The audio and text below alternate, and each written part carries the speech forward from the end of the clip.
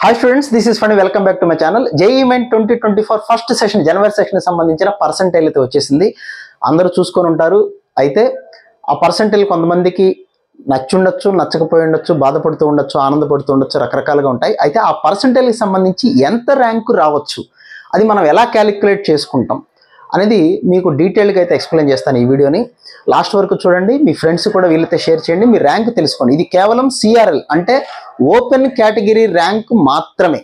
Category reservation SC, ST, PWD అలాగే OBC, EWS reservation వాళ్ళకి ఆ ర్యాంక్ వేరే రకంగా ఉంటుంది. ముందు ఇది కామన్ ర్యాంక్ అంటారు, సిఆర్ఎల్ అంటారు. కామన్ ర్యాంక్, ఓపెన్ కేటగిరీలో మీ ర్యాంక్ ఎంత రావచ్చు అప్రాక్సిమేట్గా, ఇది నేను చెప్పే క్యాలిక్యులేషనే కాదు, మీకు JEE Main బ్రోచర్లో కూడా ఉంటుంది. గత కొన్ని సంవత్సరాలు కూడా ఇదే క్యాలిక్యులేట్ చేస్తాం. అయితే ఆ ర్యాంక్ ఎలా క్యాలిక్యులేట్ చేయొచ్చు సింపుల్గా అనేది వెరీ సింపుల్.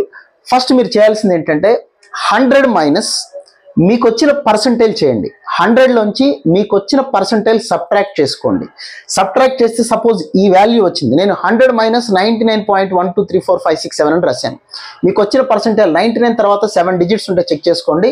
100 మైనస్ ఇలా రాసిన తర్వాత ఈ వాల్యూ వచ్చింది. ఈ వాల్యూని అటెండెడ్ స్టూడెంట్స్, ఫస్ట్ సెషన్ మొత్తం మీద అటెండ్ అయిన స్టూడెంట్స్ 11,70,036 స్టూడెంట్స్ అప్లై చేశారు, అటెండ్ అయ్యారని చెప్పారు.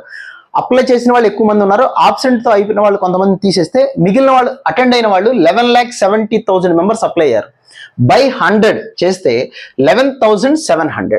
సో మీరు 100లోంచి మీ పర్సంటైల్ని సబ్ట్రాక్ట్ చేసి 11,700తో మల్టిప్లై చేయండి. అరౌండ్ ఒక నెంబర్ ఆఫ్ పాయింట్స్లలో వస్తుంది, 10,255 పాయింట్ సంథింగ్ వస్తుంది. ఈ వాల్యూనే మీకు దగ్గరగా వచ్చే ర్యాంక్, అంటే 10,255 అనేది దగ్గరగా మీకు రాబోతున్నటువంటి ర్యాంక్ అనమాట.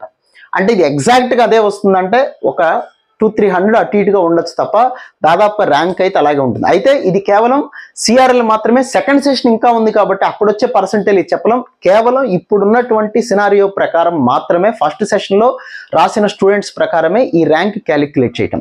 మళ్ళీ ఇంకో ఎగ్జాంపుల్ చెప్తాను చూడండి. 100 మైనస్ 95.2345678 పర్సంటేజ్ వచ్చింది అనుకోండి కుర్రాడికి.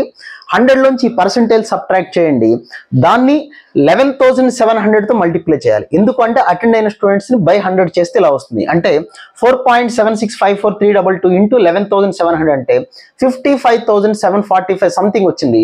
అంటే 55,755 అంటే అతని ర్యాంక్ దగ్గరగా 55,000 అనేది ఖచ్చితంగా దాదాపుగా ఉంటుంది.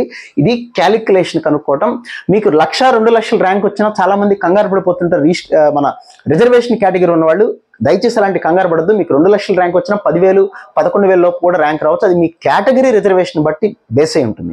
కాబట్టి ర్యాంకు ఎంత పెద్దది వచ్చినా సరే మీరు టెన్షన్ పడిపోకండి, హడావుడి పడిపోకండి. ఇంకా మనకు సెకండ్ సెషన్ అనేది ఒకటి ఉంది కాబట్టి కూల్గా ప్రశాంతంగా ఆలోచించుకోండి. ఇది ర్యాంక్ కనుక్కునేటువంటి విధానం.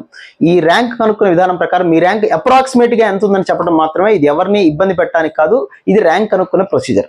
సో మంచి ర్యాంక్ కోసం సెకండ్ సెషన్ కోసం బాగా ట్రై చేయండి. ఈ మధ్యలో ఇంటర్మీడియట్ ఎగ్జామ్స్ ఉన్నాయి, సెకండరీ సిలబస్ బాగా చదవండి.